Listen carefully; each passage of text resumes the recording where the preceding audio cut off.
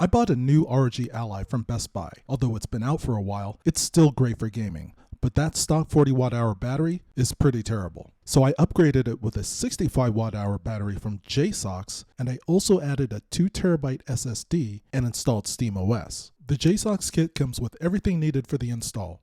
One of the great things about this kit is that the battery comes with an aluminum battery bracket. When I upgraded the battery on my other ROG Ally, the kit didn't have one of these. You also get a set of clippers, a screwdriver, a bunch of small parts including screws and plastic pry tools, and it comes with a replacement backplate to fit over the new battery. This kit also comes with a heatsink, some written instructions, as well as a set of gloves. One thing I love about the Wh Jsaux kit was just how organized everything was, like how the screws were individually packaged, and the package came with a picture that showed where each screw went. Well done, Wh Jsaux. To remove the old battery, I first took out the 6 screws on the back. The final lower middle screw didn't come all the way out, so I just left that in. Then I used a pry tool to separate the back plate. Removing this black sticker gave me access to the solid state drive as well as the battery connector. I used the edge of my pry tool to carefully slide off the piece of aluminum that held the battery connector in place. I was then able to disconnect the battery. I removed the 4 screws that held the battery bracket in place and the tape that was stuck to the top. I took out the small strip of foam that was underneath it. Then there were 2 small pieces of plastic I had to trim off. I used the clippers to make 1 cut to remove the plastic on the left. Then I made about 3 cuts to remove the one on the right. After that, I was able to slide the new battery into place. I used the screws that came with the kit to secure the battery bracket.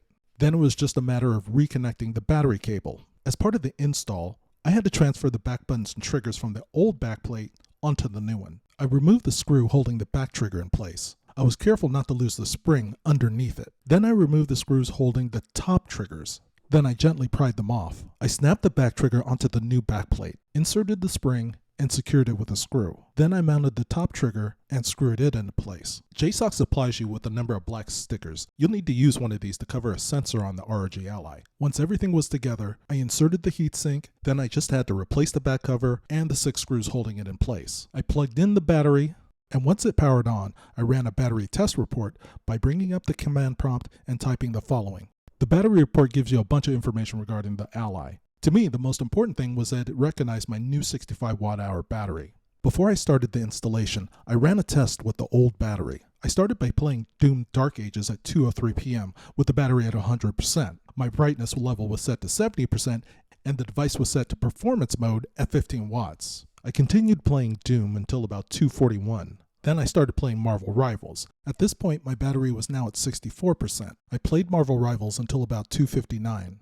Then I started Stellar Blade. My battery was now down to 44%. I finished playing Stellar Blade at 3:07. And after a total of 64 minutes of gameplay, my battery was now at 35%. To compare the new battery to the original, I set a timer for 64 minutes. I used the same settings as before, performance mode at 15 watts and the screen brightness set to 70%. I started playing Doom with the battery at 99% at 3:33 p.m. By 4:18, it had dropped down to 75%. I switched to Marvel Rivals at 4:21 with the battery at 73%. And finally, at 4:37, 64 minutes later, the battery was down to 65%. To summarize, with the original battery, I went from 100% to 35% in 64 minutes. With the new Wh Jsaux battery, I went from 99% to 65% after playing for the same amount of time and using the same settings. But remember I told you I installed a battery in my other ROG Ally? Well, that was a 74 watt-hour battery. I ran the same test with that ROG Ally. I played mostly Doom and a little bit of Marvel Rivals. And after 64 minutes, it went from 99% to 67%. Now the small difference between the 64 watt-hour battery and the 74 watt-hour battery really surprised me. That said, the upgrade from the stock 40 watt-hour battery was absolutely worth it. Before I get into the SteamOS install, if you like this video, hit the subscribe button. It lets me know what kind of videos to make.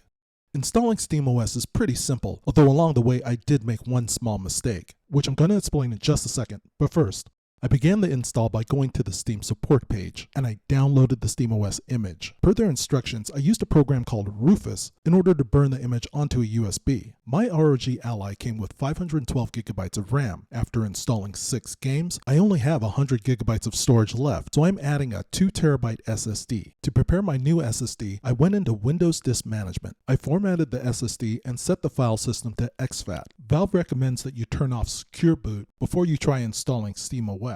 And here's that mistake I was talking about. I didn't turn off Secure Boot the first time I tried to install Steam. I ended up with this red screen telling me there was a Secure Boot violation. So to get into the BIOS, I pressed the volume down and power buttons. I went to the setup menu and into the BIOS. I went into advanced mode, over to security, and down to Secure Boot. Then I just selected disabled. Now that everything was ready, I went back into the ROG Ally, disconnected the battery, I removed my old SSD, and inserted the new one. I went into the boot menu and selected my USB. This started the process of installing Steam. During the process, I eventually got to the Steam desktop mode. In the top left corner, I selected the option to wipe device and install SteamOS.